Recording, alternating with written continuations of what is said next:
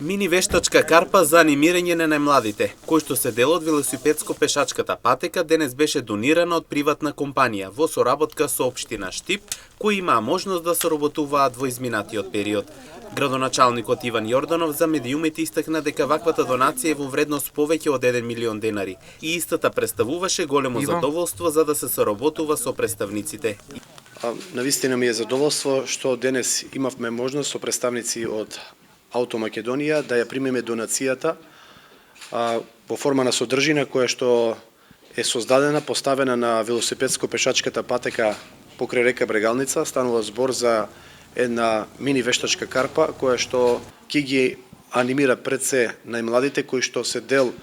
од велосипедско-пешачката патека, секојдневно рекреирајќи на овој потек. Навистина ми е задоволство што соработката која што како локална самоуправа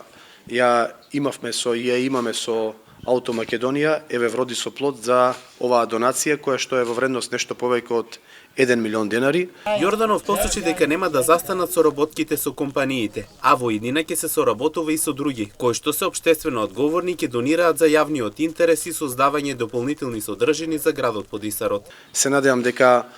нема да застанеме со нашата соработка не само со Auto Македонија и со сите други компании кои што се општествено одговорни, кои што се надевам дека